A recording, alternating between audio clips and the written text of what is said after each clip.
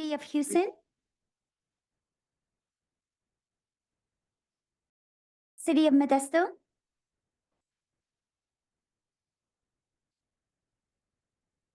City of Newman. Here, Thomas Binkowski. City of Oakdale.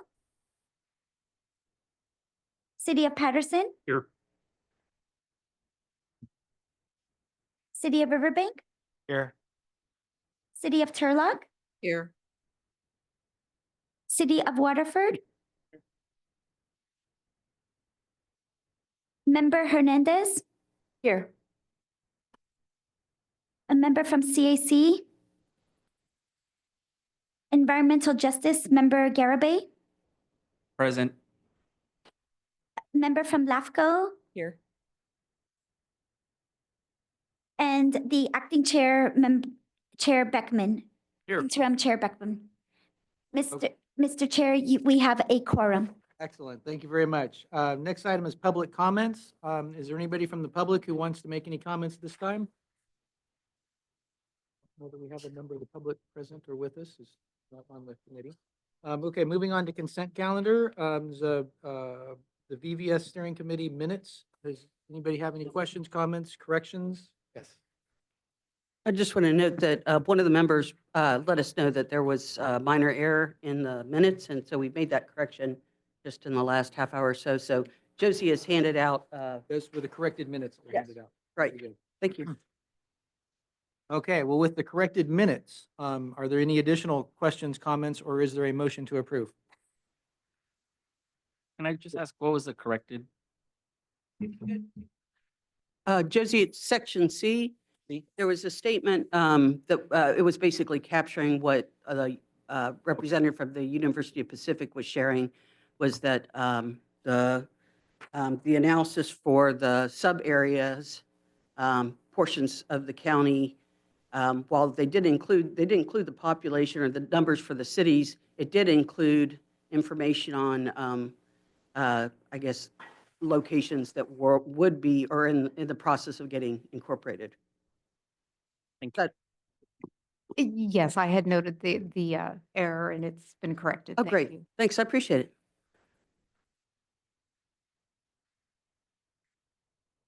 With that noted, is there a motion to approve? I'll do a motion. Is there a second? Second. Okay, we have a motion and a second. Do we need a roll call vote? Is there anybody, a member of the committee who is online? Well, Vote? because this is follows the Brown Act, if there's a member that It is did not- not inform us and is not posted on the agenda of their location, they cannot participate. They can listen to the meeting. Oh, okay, so they but can't vote. No, they can't vote. Okay, so So- then we can do a, Just We don't yeah, need a roll normal, call yeah. vote. Okay. So we have a motion and a second. All those in favor say aye. Aye. Any opposed? Aye. Motion carries unanimous. Discussion item, first item is to nominate a permanent chair of the VVS committee. And so I will turn it over to our secretary to administer the vote and do what needs to be done there. So thank you, Mr. Interim Chair. This is Rosa de Leon Park. I'm the Executive Director of the Stanislaus Council of Governments. I just wanted to give you a little, and most of you do recall, the Valley Vision Stanislaus when its inception. Part of this membership is also one member of the policy board. So before, we used to have a City of Modesto representative, Bill Zalaki. Then we had a representative from the City of Riverbank, which was Richard O'Brien. And now we have our new mayor, who also sits on our board, on our executive committee, and she volunteered to be part of our Valley Vision Stanislaus, which is member Rachel Hernandez with the City of Riverbank. So, and I know that this committee, it's up to you to choose who your chair and your vice chair are. But I know that historically, you guys always choose the board member, but I don't know, that's up to the board member also if she's willing to accept something like that. But I open it up to all of you to make that. Since everyone's looking at me, I would love to do it, to volunteer for this position. I make a motion to nominate Rachel Hernandez as chair. But now you have to move up there, remember? Is there a But you second? guys have to take a vote. Yeah, I'll take a second. vote. I'll second that motion. Been moved and seconded. All in favor, say aye. Aye. Aye. Aye.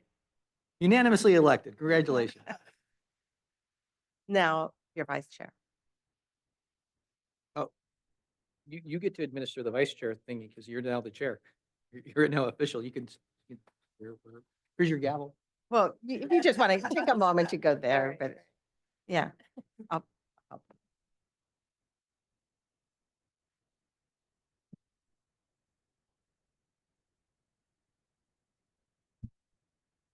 Okay, and is this done by nomination as well? Or You're opening it up for. are there anyone any that is interested in being the vice nominations chair. for anyone interested in being vice chair? Is it a 1-year term as well? Yeah, it's just the.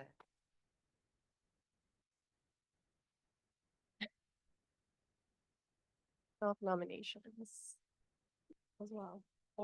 I don't mind staying as vice chair. If y'all want to nominate me, I'm okay with that. But if anybody else is interested, having one of the government agencies as the vice chair would be great also.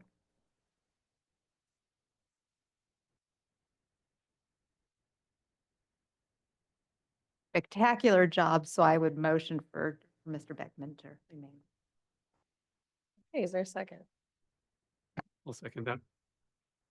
All in favor? Thank you. Yeah. Aye. Any opposed? Okay, congratulations. Okay, so now we are on item B, the motion to recommend a policy board, policy board approve the 2024 Stanislaus County demographic and employment forecast.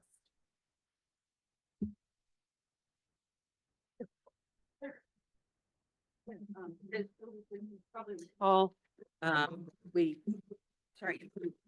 held our meetings as we were doing the update of the demographic and employment forecast, and Thomas Pogue from University Pacific, for those of you who weren't part of this most recently, it was back in October that the two of us met with each of either the planning directors or their designees to present a preliminary draft of a demographic forecast update. And it also includes socioeconomics. And so we presented the preliminary numbers and solicited information and input from the local member agency planning departments to sort of ground truth what the results were. And they provided some input, and then UOP went back and made some adjustments based on the feedback. And then we released a draft after that, and then provided, in January, we provided the members with the draft to take a look at, and gave another couple weeks for the members to provide any further feedback if they had any. And we hadn't received any further comments from the members. So at this stage, what we'd like to do is go ahead and request, as part of this motion, a recommendation from the VVS to go ahead and advance the demographic forecast report to the board for their consideration of adoption. So that's what this particular item is about. If I can just ask for one point of clarification, so if I'm understanding correctly, no further modifications were made. It's the same report. No, the only modifications were based on the feedback that was provided initially when we had the meetings about the preliminary draft. And then once we presented the draft, we didn't receive any further comments.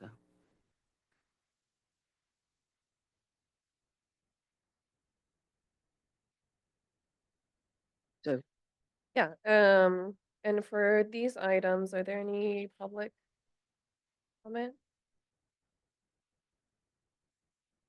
Online? Any further questions? And any motion?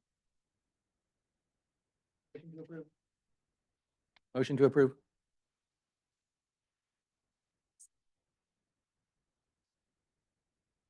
Second. Thank you. All in favor, say aye. Aye. Aye.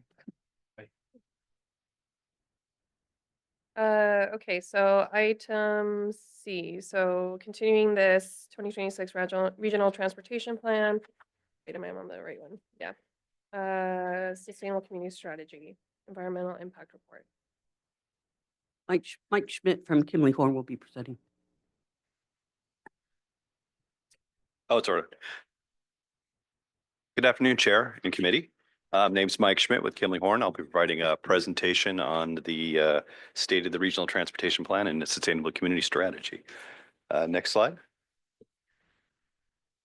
So here's the major items I'm going to talk about today. I'm first going to ask and I think there'll be a vote after this to essentially recommend the 2026 RDP SCS goals and objectives. So that's something we've talked about at our prior meeting.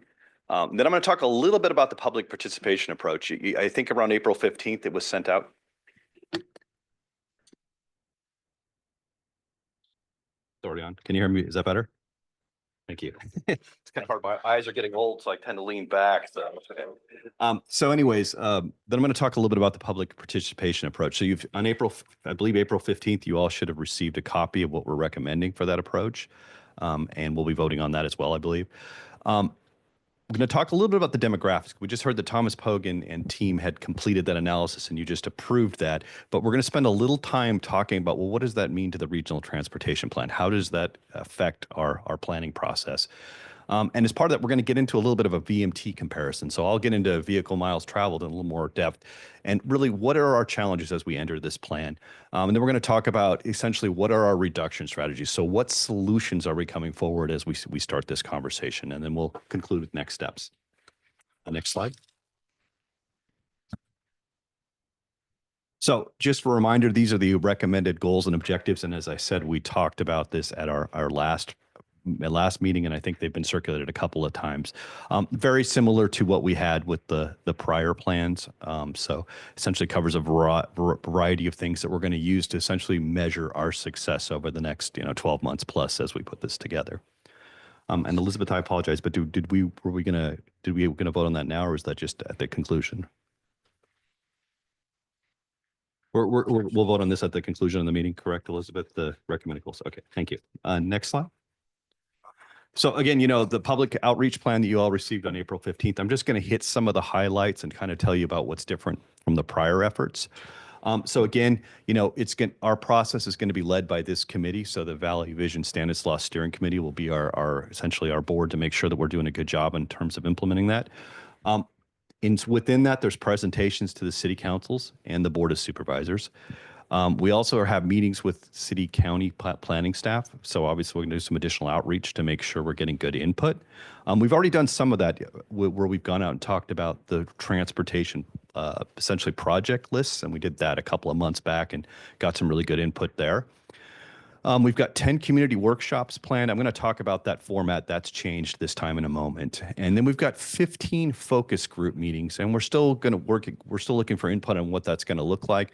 But essentially, that's our opportunity to connect with a variety of stakeholders that'll be interested in the plan and get input. So it's community-based organizations. It could be chambers of commerce, business leaders, different folks that represent different groups that have an interest in this plan. And then we've got an interactive website. It's already posted. So if you go to Valley Vision 2049, you can get more information, and if you could steer other people towards it, that'd be great. And then we'll also have public surveys. Next slide. So just in terms of what's the goals of this, obviously it's to ensure open and transparent process. And we're going to make sure that we meet the state and federal requirements that go along with that. Just some of the other key things it includes is there's going to be a certified bilingual interpreter available at all public meetings. In fact, we had our first meeting last week we did that, and that was for the notice of the NOP for the California Environmental Quality EIR that we have to do as part of this process. Obviously, there's in community outreach, as I talked about. There's also going to be social media presence, so Facebook and printed media notifications. We've got 2 rounds of those workshops, and I'm going to show you what that means in a moment. And then one of the requirements of this process is that we have to release it at least 55 days before adoption. So the RTP needs to be out for public consideration about that amount of time. And I just say basically, it's very similar to what we've done in the past, and if anything, it expands on those efforts from previous efforts. Next slide. So this is one of the key differences is in the prior RTPs, there were 3 rounds of 3 meetings. And instead, there's been a recommendation to do 2 rounds of 5 meetings. And I think part of that is to get a broader representation earlier in the process. I don't think we're going to necessarily have any less intensity in terms of what that gathering process, but as you can see, we've kind of got a recommended layout. If you kind of let your eye navigate over to the right, you can kind of see where the first round we're kind of considering, and the second round trying to get good geographic distribution over the process.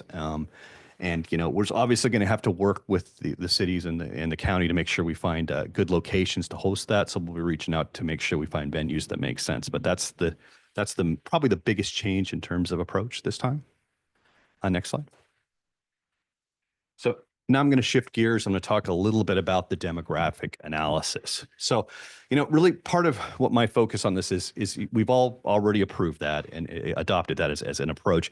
But I think the question for us, from a transportation standpoint is, well, how does that affect what we're doing with that process? So going to do a little bit of a compare and contrast. It's not a perfect compare and contrast. I'll just tell you because, as you can imagine, we're taking 2 different forecasts generated at 2 different time periods that have 2 different lengths of time. So it's a little complicated, but I want to share with you kind of high level observations from that. And then we've got some mapping differences to kind of show you, well, how is that changing the way this works? And the reason that we care about all this really from a transportation standpoint is people make trips. Roads don't make trips. So when we start modeling and analyzing into the future, we need to know where people plan to live and where they're going to be employed, where they're going to shop, where they're going to go to school, and all that good stuff. So that's really what this is being used to inform. Next slide. So just in terms of the demographic forecast, the current forecast, which I'm calling the 2026 RTP, if I go from 2025 to 2050, and I realize that RTP actually ends on 2049, but I'm just going to talk to the forecast that UOP prepared. We got about 35,000 more people in it, about 11,000 more households, and 25,000 more jobs.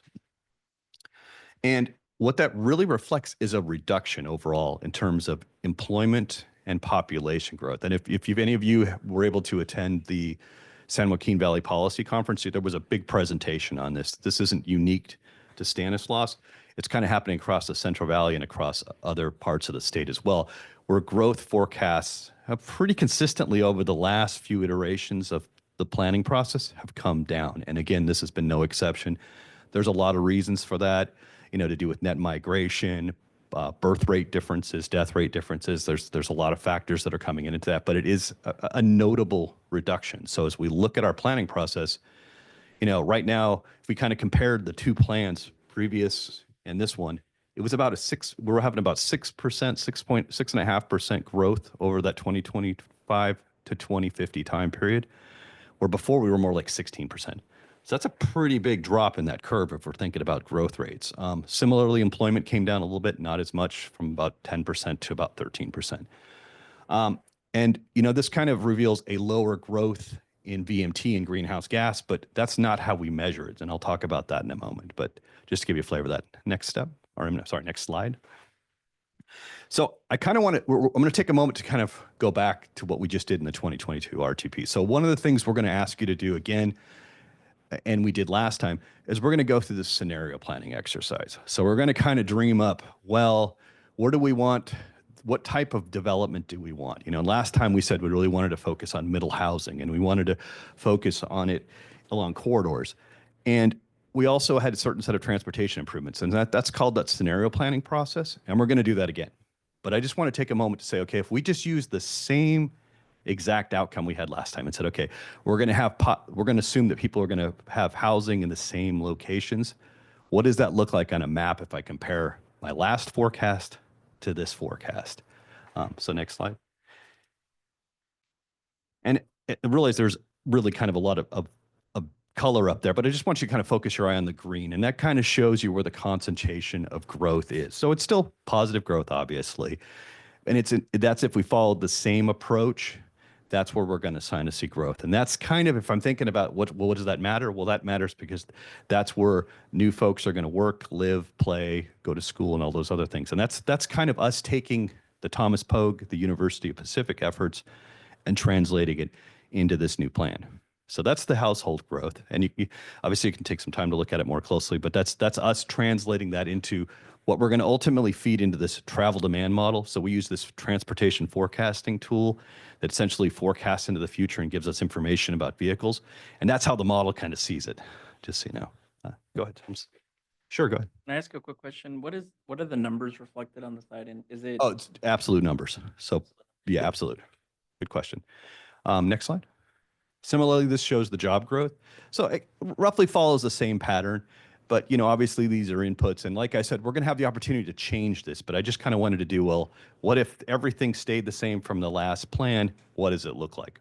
We're going to get in more of these conversations as time goes on, and we're going to talk about other options to that, but this is kind of our starting point. Next slide. This next one's a little bit different because this really kind of shows how does the plan over plan growth? It's a little imperfect given the science, but what I want you to kind of take away is this is where we were, like, if you look at the red, well, that's where we were a lot more optimistic on the last plan in terms of growth, and it's coming down a little bit. It's still positive growth, but that just gives you a sense of the change. Next slide. So now I'm going to apologize. This is a really kind of nerdy graphic, but I kind of want to make a point, and it's an important point for us. As if we had left everything kind of the same, we kept the same transportation, we followed the same development patterns, but we just loaded in our new jobs and housing, well, what's the outcome? Well, for us, if your eye zeroes in, because you can kind of see there's these growth bars, and I kind of look over to the left and you see 2024, here's what the outcome was, and here's what it was in 2049. Well, this is vehicle miles traveled. Okay, so this is us loading all that information in the travel demand model and saying, what's the difference between the two plans? How does that affect what we're really concerned about, which is air quality, vehicle miles traveled, greenhouse gases, how we measure the success of the plan? Well, if your eye kind of navigates to the middle, there's this very special year that we're always focused on with this plan, and that's 2035. And that's because the state has said, you have to have some reduction in your greenhouse gases by 2035. So the good news is plan over plan, we're actually in that exact middle point, we're seeing a little more reduction with the new land use plan, which is good news. So that's our GHG is going down a little bit more. And it's not just a reflection of the lowering of it, it's a per capita calculation. So it's actually, in general, we're seeing a lower number, which was just kind of a good news, kind of a surprising piece of good news as we start the process. Next slide. So how do we meet greenhouse gas targets? Kind of one of the key things that we're focused on, obviously, is meeting these greenhouse gas targets. And I think trying to see, was there, so we've got these two requirements. In 2035, the state has said that we need to have a greenhouse gas reduction per capita of 16%. Okay, that's one of the key things we're focused on. And so I'm going to talk in the next few minutes about what those greenhouse gas targets look like, what our initial efforts last time were versus this time in terms of what are our solutions to bring that down.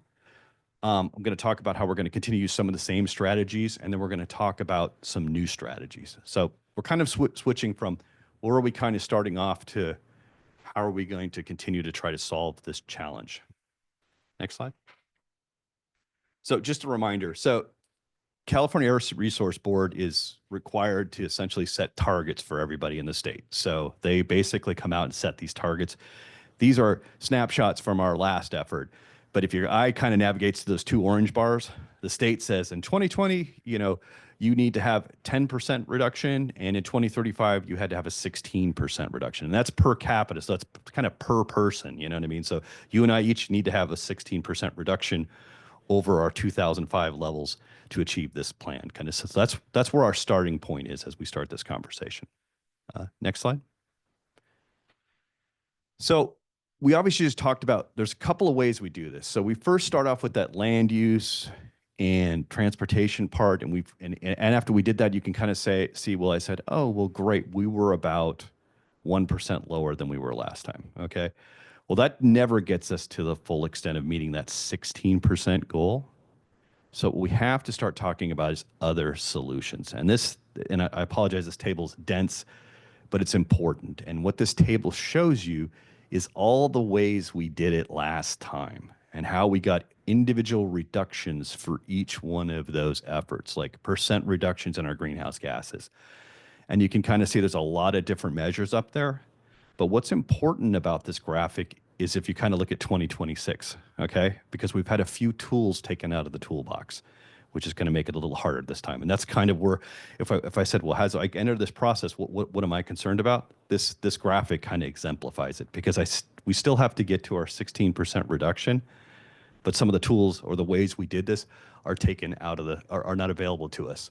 So if you kind of look, one of the things we did last time was and I'm going to talk through each one of these, but we had telecommuting, and the state has said, hey, we're not going to allow that reduction in the same way. We don't know how that's going to affect the plan, but that's a challenge, because last time we had about a 2.7% reduction related to that. And then separately, we had electrical vehicle incentives and infrastructure. Again, the state's kind of said, we're not necessarily going to allow you to take that in the same format. So that's kind of off the table for us in terms of calculations. And then last time we had included a kind of a novel new approach called a VMT mitigation bank and a vehicle miles traveled mitigation bank. I'm going to talk about what that is in a minute, but I just want to kind of highlight to everyone that previously I said, we're interested and we think that's a good idea, but we're not going to let you take any credit because you haven't put any money into it yet, or you haven't put any effort into it.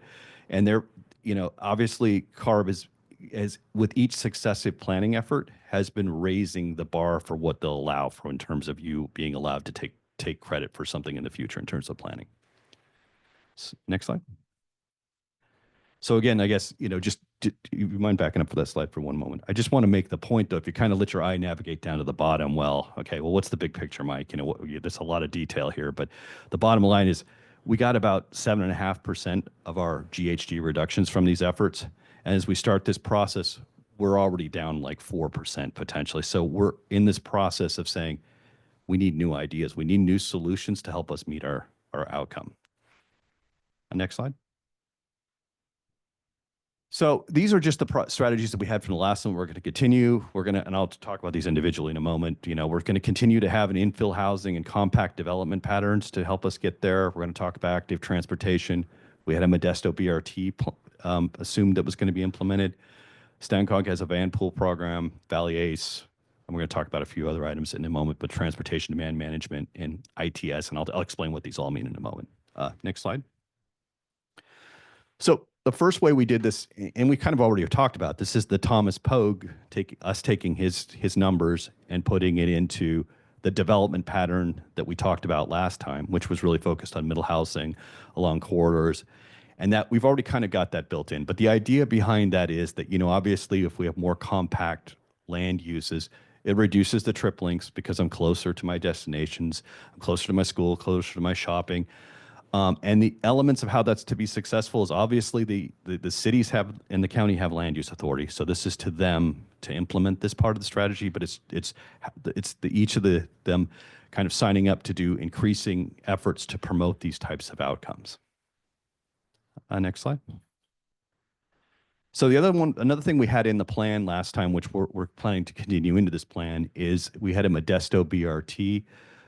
Essentially what that means is it's bus rapid transit. So that's a 15, or I think the state's recently changed it to 20-minute headway. So every 20 minutes, a bus is coming by and you can get on it. And essentially this line ran from the West Modesto to Vintage Fair Mall. It was stops every half mile. We were estimating about 2,200 daily riders, of which about 700 were going to be commuters. So it makes a nice little impact with the total reduction of VMT of 31,000. And sometimes I keep talking about VMT, and that's in part because it's interchangeable with the word greenhouse gases. It's almost like if one for one, if I reduce VMT by 1, I get 1 GHG reduction as well. Next slide. So we had a huge active transportation element in the last one. Okay, it's into the hundreds of millions of dollars in terms of the overall plan, which is, obviously in the billions, I think $7.5 billion. And that's going to plan to be continued on. So there's still that focus on trying to implement as much active transportation as we can. Obviously, the benefits of active transportation is if anytime I make a trip walking or biking instead of getting in the car, reduces my VMT, reduces my greenhouse gases. Pretty obvious stuff. Obviously this is a little more challenging going into this one because the state's cut some of the funding along in this area kind of thing. So this is a little more challenging one from a financial standpoint. So that's going to be one of the things we have to focus on. Next slide. So Stancog has a van pool program. This is, van pools are incredibly effective when they're used because, every 15 passenger van basically is the equivalent, if you take the driver out of it, that's like 14 cars off the road, potentially during the peak hour. So it's very effective in terms of reducing vehicle miles traveled. Stancog is continuing to see robust demand for this. I think in 2023, they reported an average of 68 vans per month. And then in 2024, there was 96 vans per month. So good increases, a lot of interest. Actually use Enterprise as the provider. And then, obviously there's some advantages like you can, take the HOV lane, there's some perks and, Stannis Cruise actually provides a subsidy. And I'll talk about Stannis Cruise in a moment, but it provides a subsidy for the drivers. Next slide. So Valley Rail, ACE passenger rail service, I think, 10 existing stops, I believe, and it extends from San Jose to Stockton. Mode shift, obviously ACE, is moving folks from cars to transit, the plans in the future to increase the frequency and reliability, a proposed tunnel through the Unfilament Pond, expanded service beyond Stockton and some potential extensions to other cities as well. And, that's part of what we'll account for in the plan. Next stop.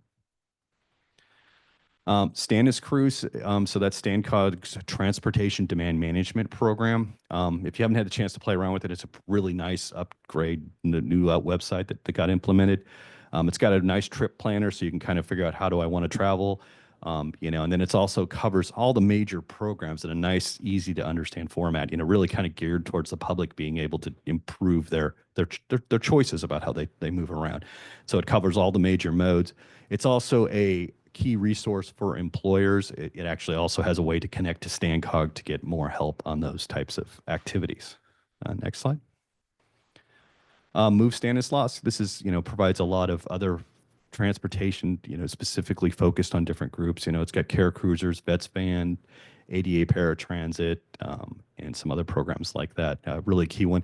And then I don't think actually we took much credit for this one. We're probably going to want to get into this one a little further and see how much it can have a reduction. But you can see from their own website, I think they estimated they've already cut 218,000 miles driven or something. So that they're not an insignificant amount of impact there. Next slide. Rule 9410, this is nothing new. It was adopted in 2009 by the district governing board. This is obviously to reduce, the what we call criteria pollutants, which is fancy speak for, NOx, VOC, particulate matter, all this stuff in the air that really impacts our health negatively. Obviously, it's also a benefit to greenhouse gases. But it's basically the requirements around if you're a larger employer that you have to have certain types of programs in place, and it really just kind of provides and encourages, employees to take different modes to work. Next slide. And then last time we took some credit for some ITS. If you kind of do an easy way to think of ITS in this context is things like ramp metering, different programs like that improve like how traffic flows on freeways, reduces some of that negative air quality outcomes. We'll be looking at this one again to see if there's some other technologies maybe we can implement as part of the new RTP. Next slide. So now I'm going to shift gears. So I'm going to talk a little bit about that VMT mitigation bank. We did talk about it during the development of the prior RTP, but I'm going to dive into it a little bit more just as a kind of a refresher. And this is a little bit of a just kind of a refresher also on SB 743. And so kind of trying to make the connection, well, why do we care about SB 743 for an RTP? So, SB 743 was this landmark piece of legislation that I think was passed in 2013 by the state. And it really changed the way we evaluate transportation under CEQA. And even though we're not talking about CEQA really matters because it impacts all the choices we make when we're trying to do improvements, trying to build new housing. So it is CEQA specific. It is the way we now have a basis for changing the way we decide how to make a transportation impact finding under the California Environmental Quality Act. And it was billed as something that sought to promote denser infill development, reduce single occupancy vehicles, improve mass transit. Next slide. But really, what does that mean? So as a practical matter, if you let your eye kind of navigate to the left and you look at the impact to the driver, well, for the last 70 years, this is how we've made transportation planning decisions. There's this book called the Highway Capacity Manual. It was first published in the 1950s. There's been 7 editions afterwards, and it gives us this grading system that we grade the transportation system on. And it's really what it is it evaluates the impact to the driver. So if you think about it, I'm coming to an intersection and I have to wait 45 seconds. As a driver, will we say, oh, that's level of service C or D? And if it was a bad number, we would automatically start planning new transportation improvements. And that's really how we've done transportation planning across the U.S. for the last 70 years, like I said. Well, VMT was a completely different way of doing this because we kind of said, okay, we're done looking at the impact to the driver. Now we're talking about how does the driver impact the transportation system? In some ways, we don't really care if you have to wait at the intersection is kind of the point. Like it's more about what's the impact of the system look like. So instead, we're looking at the number of drivers. So in this example, 4 drivers, they travel some distance, and that's a measure of transportation usage, vehicle miles traveled. And that's really the way the states now said we're going to evaluate transportation impact. And again, you know, I made that comment, which is important, that VMT is just like greenhouse gas. So like that's almost a 1-for-1 comparison. So if VMT goes up, GHG goes up. VMT goes down, GHG goes down. Next slide. So the VMT mitigation bank is one of the things that are challenging with this new thing is we don't have solutions to mitigate. You know, we knew how to do it in the past where we said, okay, I'm going to add a left turn lane, I'm going to add a right turn lane, I'm going to widen an intersection to make it easier to navigate. So one of the ways that folks have come up with a new way to do this is this VMT mitigation bank. And, you know, so this is one of the strategies we had last time. And it's really the idea that, you know, if I'm having a transportation impact on my new single family residential project or something like that, I can potentially buy credits to offset it. So it's a little bit like if you're familiar with cap and trade or something like that. But I got another slide here to kind of show you from an illustration standpoint. But the idea is that that money can be collected, it can fund VMT reducing projects, and those VMT reducing projects can reduce impacts. Next slide. So what it really works like as a practical matter is if you kind of imagine that somebody has a project that comes in and they have a CEQA impact and they need to mitigate under CEQA, which is basically state law. They need to come up with a solution. The idea is they could buy credits to basically construct some type of VMT reducing project. So they could buy credits that funded, you know, a bike or a pedestrian or some other type of thing that gets people out of their cars. And they could then take credit for having funded that. They don't have a VMT impact, makes it easier to develop, eliminates that barrier. And then meanwhile, you know, we get the benefit of having something else constructed. Next slide.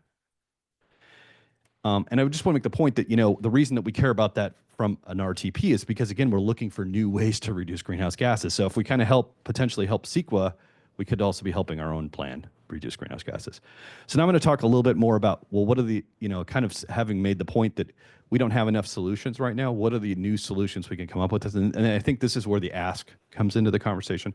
We're looking for help. We're looking for ideas, frankly. You know, we've got a bunch of them on the table, but if you have pet projects or things you're interested in, we're going to reach out to you about other ideas you've got that you have that maybe we can use to help us reduce our greenhouse gas impact and help us make sure we have a plan that's compliant. So some of the strategies, you know, further expanding the bicycle program. We're going to talk about car share and bike share programs, subsidized transit passes, offering zoning incentives for transit-oriented development, and partnering with transits. And I want to make the point up front that these are just a starting point for the conversation. We're not saying any of these we're recommending for adoption. We're going to look at a bunch of ideas and bring them back to you to make the decision about what meets with your policies, what your preferences are. Next slide. So car share, bike share, pretty straightforward. The idea is you've probably seen this in some of the larger cities. Like if you've been to Sacramento, you know, you've got the, you know, you can basically rent something for some period of time and you can ride it around kind of thing. It's just an easy way, to convenient way to get down. So it could be something we can maybe locate in Modesto or another area like that. Next slide. Subsidized transit passes, pretty straightforward again. And this has been demonstrated to be the case. If we can find a way to reduce the cost for fares, we can often get more people to ride transit. So the idea is, how can we reduce those fares by subsidizing it? Obviously, we have to be sensitive to some of the rules around transit without violating those, but we can ultimately affect that. Next slide.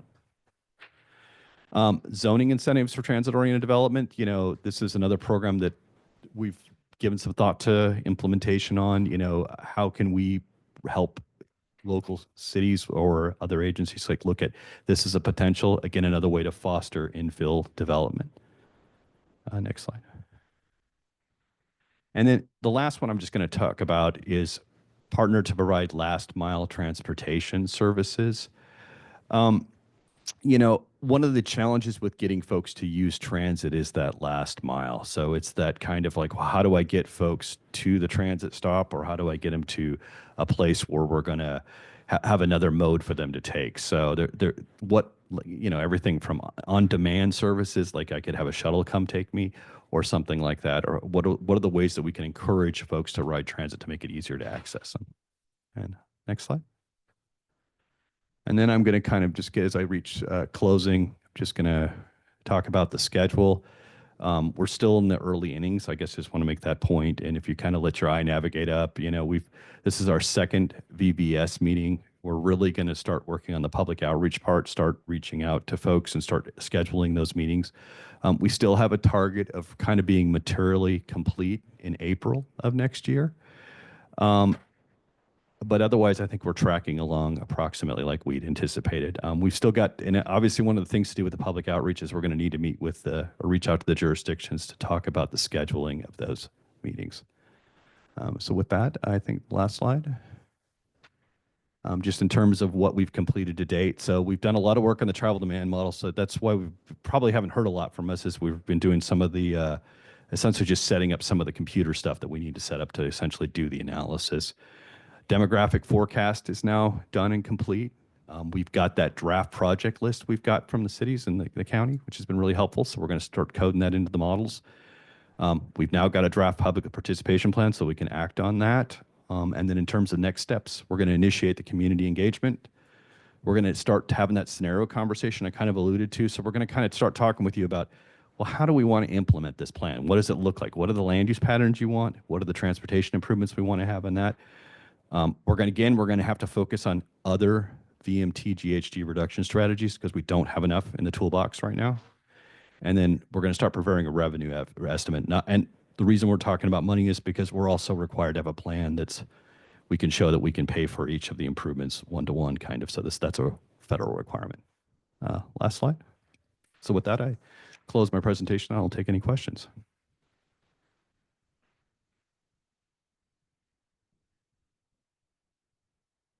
I have a few questions in terms of the public participation approach. Sure. Can you go over briefly, because you just mentioned that the strategy behind the 3 rounds versus the 2-round approach?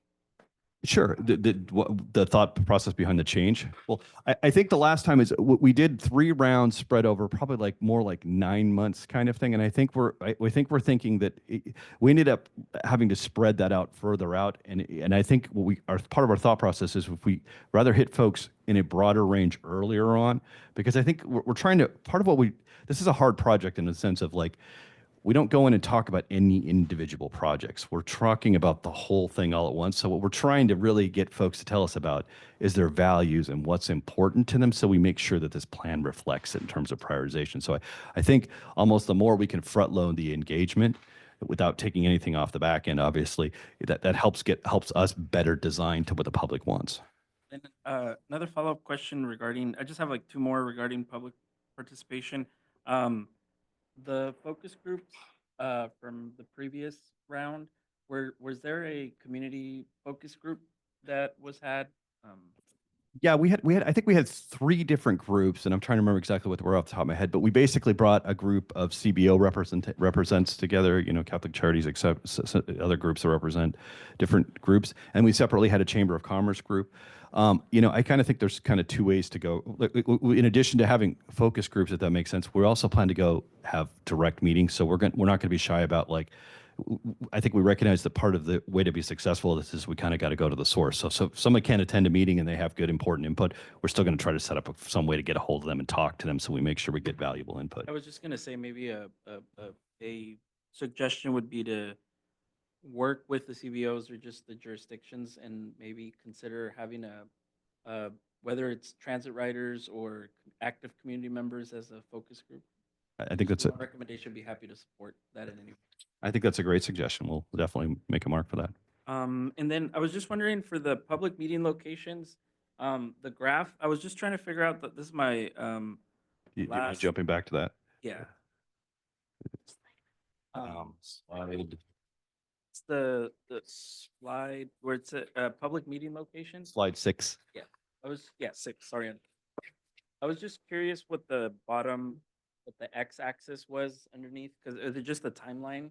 I think the bottom got cut off. Like, so yeah, it wasn't, it was just basically the idea is like all 10 jurisdictions are going to be, or 9 jurisdictions are going to be covered. And these are the 2 rounds of 5 with Modesto being Okay, repeated. So it was just the gray was like round 2 and round 1 was the Okay, I red. thought- And we were again trying to get that geographic distribution the best we could kind of thing. Yeah, no, I just didn't know if it provided like a time frame of months or dates. That's what I was just trying to figure out. No, it wasn't that. And then the last thing was just, we talked about the programs that StanCog has with other partners. I think I'm assuming, maybe I'm not, but it would be great to share information with the public at any of these meetings, maybe the different programs that are available during these public meetings.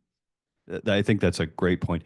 We could definitely set up some kind of table and just provide informational stuff. I also want to make the point, you actually prompt me to just add one more thing, is those meetings are not the only outreach we're going to do. There's also going to be, we're going to also do online meetings to make that available. So if folks want to prefer that way to connect with us, we're also going to have stuff on the website, surveys and things like that. So that we're trying to meet folks to the extent we can in different ways. So we don't necessarily say, you got to drive to this meeting.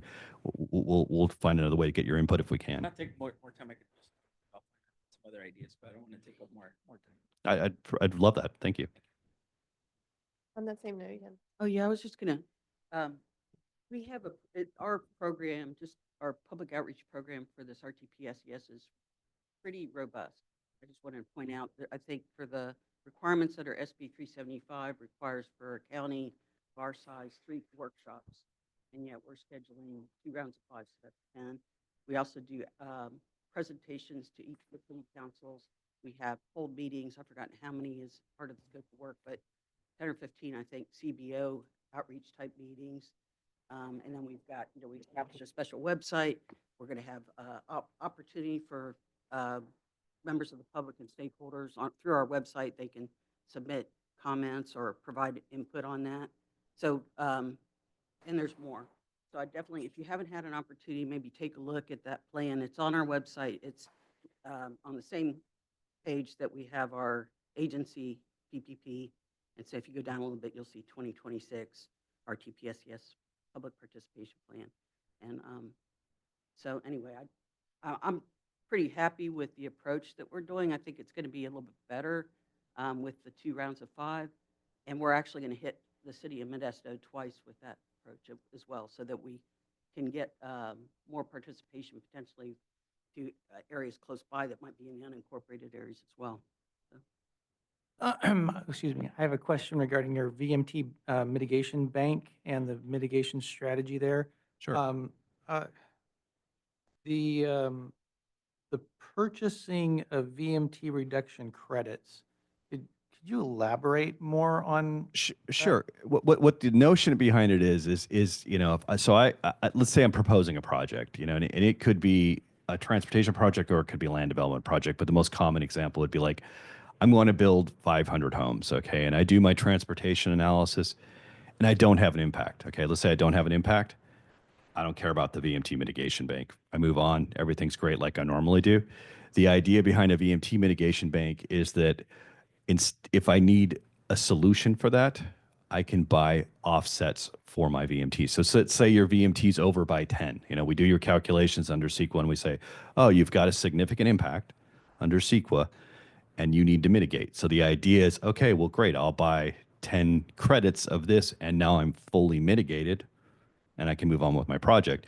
And I think the benefit of that is, what it is because it provides certainty, I think is part of what the attraction is. So folks know that if they go in to develop something, they can kind of quickly figure out, oh, I have a solution. I don't necessarily have to rely on an overriding consideration or some other uncertain process. I can mitigate this project. How is the cost of those credits determined? So that's a great question, and it's something we'll be getting into more detail about. But essentially, the idea is that you take the cost of those underlying VMT reducing solutions. So say it's a bike program, pedestrian improvement, and we'd figure out how much VMT those reduce.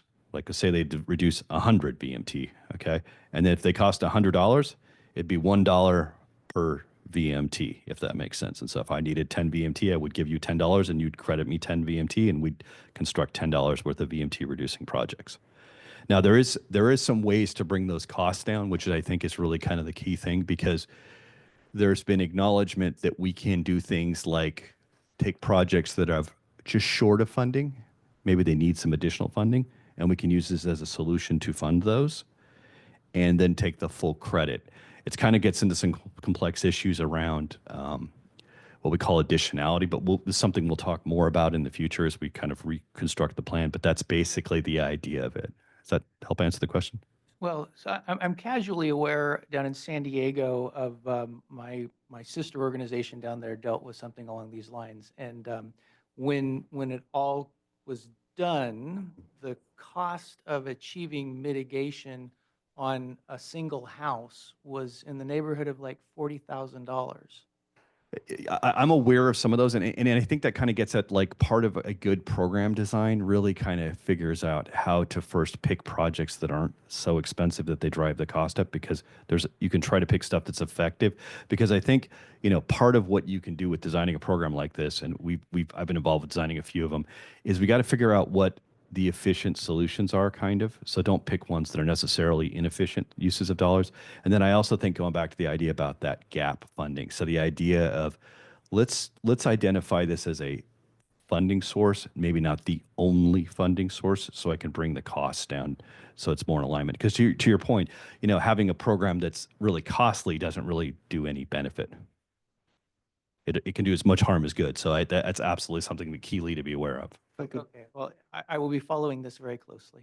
Very if good. I could follow up, and I know I don't want to get too into the weeds, it's still kind of in a conceptual stage, but would there be any kind of, would individual agencies be required to implement these? Would it be all on a larger organizational at Stancog? How would the basically follow through for each individual project if the agency was unable to follow through with the mitigation? How would that? Great question.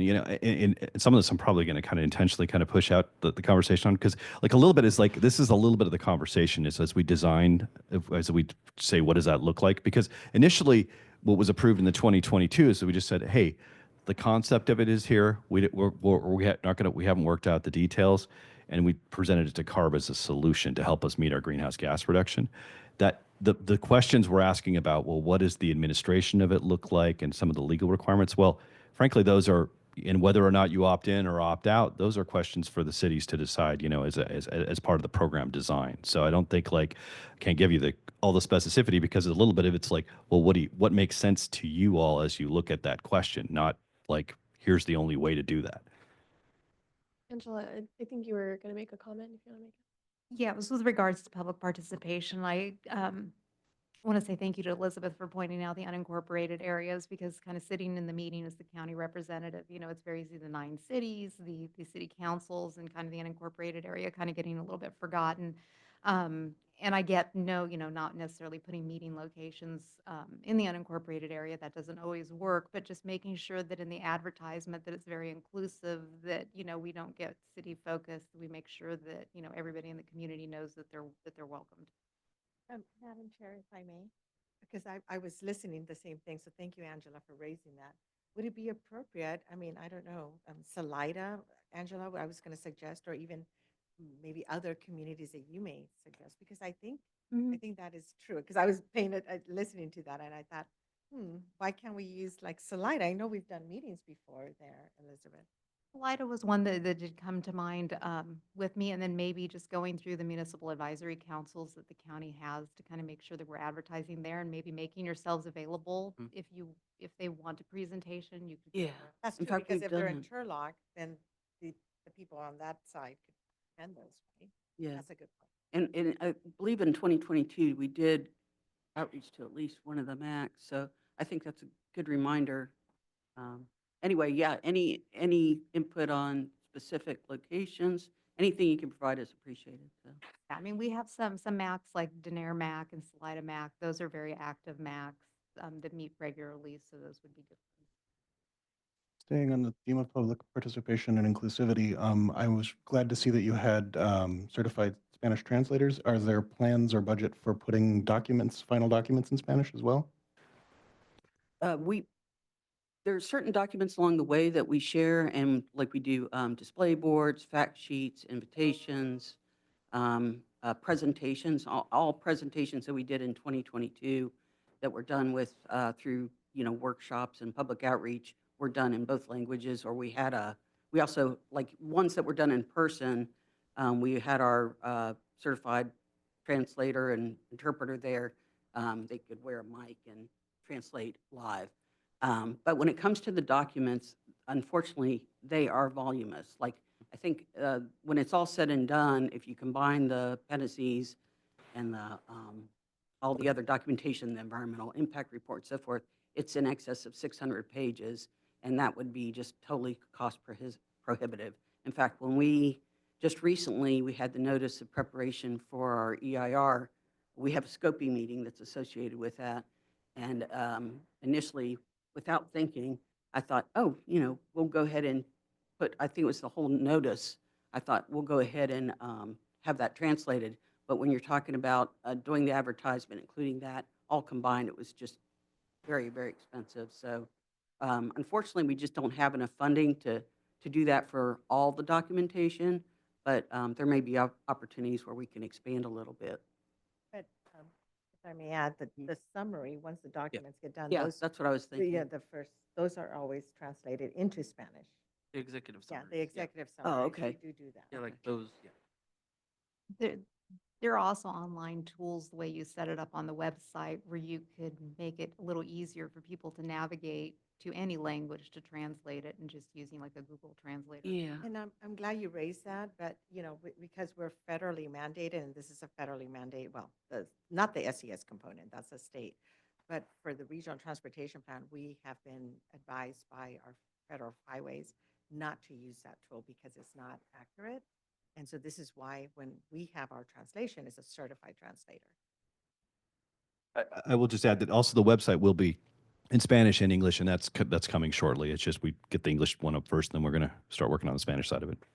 Going to say just two quick comments, and that'll be it. On the public participation side, I don't know if you thought about maybe like a quick video about how to navigate the website. Could be useful. I'm not sure how that relates. And then I was also wondering, in the VMT mitigation bank, are you aware of any of the other COGs in the Central Valley as one of if they put this as one of their mitigation strategies for the 2022 plan? Actually, it was a novel approach in 2022, to be honest. Like, I think, it's something that, in 2022 was very novel, and now a lot of jurisdictions are looking at it, and there's examples of implementation across the state. But I think to the point that's been made, and I think it's an important point to reference, is it's like that isn't it's not an absolute. Like, that's one of the things we'll look at and make sure we vet it and make sure it's a fit and makes sense for the community, kind of thing. So let's like everything we're looking at, at the end of the day, it has to make the right sense. I was just curious. Yeah. No, there's been a handful of rollouts of programs like that across the state, and so they're starting to catch on, kind of thing. I think, there's just been, like anything new, because I think the challenge with VMT is it got thrust on everyone, and everyone was like, I don't have a toolbox to address this. And so, like, everyone's kind of trying to figure this out real time, I think. And that's one of the solutions folks are looking at. There's also other solutions, if I'm talking about CEQA, about to changes with thresholds and other ways to do that, to streamline and stuff like that. There's a lot of new stuff that's kind of come out that can help with that, some of the challenges folks are having. Because I don't think anybody across the state, and I'm talking about CEQA for a moment, is going to say that this has made it easier to do development. I think it was promised to be, I'd like to say, fast, easy, and cheap, and CEQA VMT is none of those things right now. Any other comment? Yeah, just one more. As you're kind of looking at kind of building the land use zoning incentives and scenarios, I know you're going to be talking to each of the 10 jurisdictions, but maybe, sometimes groupthink is good, and maybe we could do it as kind of, with the planners as a group, because sometimes you can feed off of each other's ideas and options to kind of see what would better work. So I would just throw that out there instead of doing them in silos with the 10 agencies, maybe kind of at least one workshop to bring us all together. Okay, that's fine. That sounds like I'll talk with Elizabeth, but I think that sounds like a good idea to me. Because we're definitely looking for input. Like I want to make clear up front, like we need help to be successful with this. This isn't something that I can go off and, figure this out on my own. Like we clearly need ideas and agency support to develop new solutions because it's a tall hill to climb that we need to have a successful plan. Sure. I just want to get some clarification because I know we have, we just meet with the local agencies to learn, where developments have occurred since the last update, and then where they're, anticipate future development occur and to what extent, how many units, so forth. Are you talking about those meetings, or when we do the scenario planning, I thought we usually bring, I think she was referring to the one of the strategies, new strategies would be to develop models to encourage this type of development. So it's like, I think it's more, but back to if I understood you correctly, like on the second set of like new ideas, we had like, how can we encourage TOD or other zoning things? So it's more of like a group think about models or ways we could all encourage that. Is that kind of, did I misinterpret? Yeah, there was specific language saying zoning incentives or streamlining, and those kind of fall back to the land use agencies. And as part of the scenarios, I know that there'll be individual meetings, but again, I think sometimes kind of the group think approach where you kind of get all the planners from all the jurisdictions together, you can bounce ideas off that sometimes maybe individually aren't going to come out. And so I was just oh, okay. thinking, we do have the local planning directors group. Maybe that's something that we could coordinate. Yeah, like a strategy session kind of, yeah, that'd be great. Are there any comments online? I think there was a couple people there.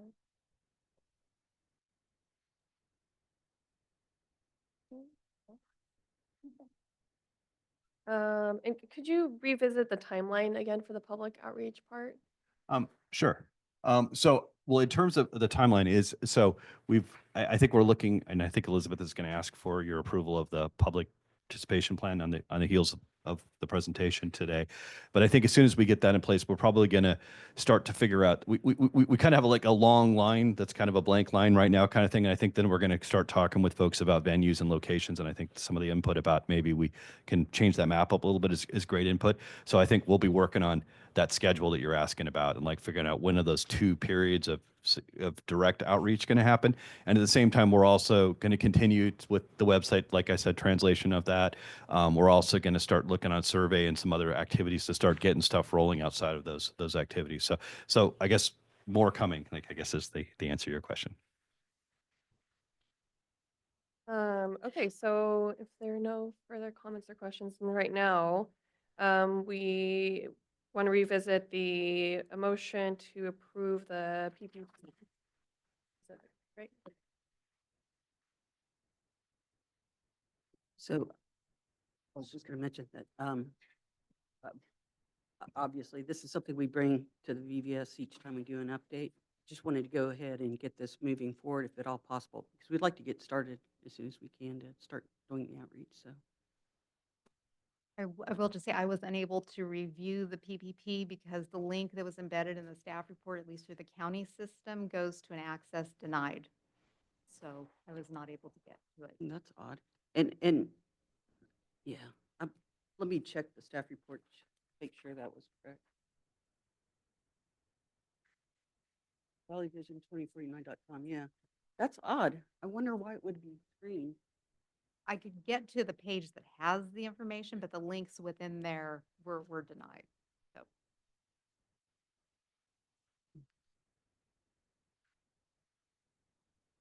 Well, let me just check. I was able to get into it, but it was a little squirrely with the access. It wanted me to log into Acrobat but it wasn't a normal, it obviously wasn't being hosted on the website. It was throwing me over to Acrobat. Issue with me, it said, do you want to sign on us if you had an account for Adobe? Oh, so that was in order for you to view the To document. view it, yeah, if you denied it, it didn't let you download it. I'm wondering if we might need to give it a little bit more time and then come back. I don't know how much time. I mean, do you think it's a simple fix? Well, I think the challenge is just That that they didn't, we want to make sure you all Mm, have yeah. enough time to take a look at it. So if you feel like I mean, we certainly take any comments up until, I guess, the board meeting. But if that's not enough time, then we'll just delay it for till June. So. Get your feedback. Yeah, is there any motion on either side of that? I mean, you guys have provided quite a bit of detail on Mhm. what the public participation plan is, so I'm not feeling, Yeah. you know, I would just say, just a request, if you, just for any of you with technology challenges these days, if you run into a situation like we sent that out saying, please review, if you're having problems, call me immediately and we'll get it sorted out So- for sure. Can we do this, Madam Chair? I feel that, and I appreciate Angela's comments and everyone else that just shared. I feel that we should probably fix this, and I know we have IT and we can make sure that we get this fixed. And then the board, if you are okay, we bring it to the board in May 21st. And if there's any comments before that, we could incorporate them and bring them to the board's attention before they take that consideration. Can I ask, like, let's say that we choose to move forward, are there ways that the that the way that you work with the consultant, it may be flexible depending on like meetings and, but not necessarily like the overall aspect or changes of the plan? Does that make sense? I was just going to add that, it's part of the way that the plan is constructed is to your point, like I think you had said, okay, well, here's some folks that maybe you should reach out to. We don't necessarily, the plan prescribe the exact Right. meetings, like those are still kind of open-ended. Like we say, we're going to have like 15 of those meetings. And so the plan is somewhat dynamic in the fact that we're going to continue to evolve as we go, because we're certainly not going to be like 3 months in and somebody says, oh, this group pops up and it obviously we should meet with them. Well, we have the ability to flex, make sure that. Madam Chair, we have a hands raised on virtual. Yeah, Hi, this is Nixon Cook, Associate Planner at Stancock. Just want to say if anyone was trying to look at the public participation plan in like the very near future, it's available on our website as well. And that just gives you a direct link to the PDF, so it shouldn't ask you to log in or anything. I know that doesn't help right now, but if anyone was trying to look at it before it gets fixed on that other website, it should let you open that up directly on the Stancock website. thank you. Yeah, I was able to get on, but I guess if you don't, maybe if there's incompatible fix it. software, then it Yeah, might be we'll an issue. Yeah. Fix it, make it general. So, I mean, to your point about a how-to, I think that would be really useful to navigate the website and other assets. Okay, so is there motion?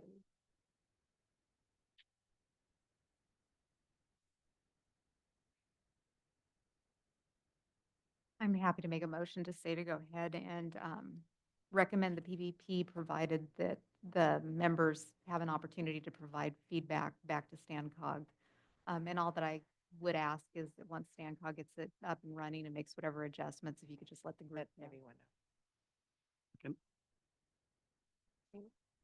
All in favor, say aye. I Any opposed? Thank you. Thank you, Mike. And so we are moving forward to item D. Oh wait, no, that was it. Okay. We have management report. This time I don't have any management report. And I just want to thank all of you that are here. And I do see new faces, City of Modesto, welcome. And Turlock, City of Turlock, but the rest of you, I think we've known each other. So I'm really happy that you're all here. This is exciting time for StanCog. This is probably one of my favorite when we're updating our regional transportation plan. It's like the future, right? And then our sustainable community. I mean, I know the geeky stuff starts coming out when we like transportation as you like your building. But it's just exciting. And we couldn't do it without you. I think Mike said it best. I mean, we need your help. We need you're the ones doing all this work in your cities. So your input is critically important. And we're here to work together with all of you. And thank you for being and taking the time from your busy schedules to be here. Any member reports? So I'll just say thank you for your trust this year, and I'm excited to work together. So we will adjourn this meeting. Do you have any? Congratulations, Madam Chair. So I'll adjourn this meeting. The next scheduled meeting is August 14th at 1 p.m. Thank you, everybody.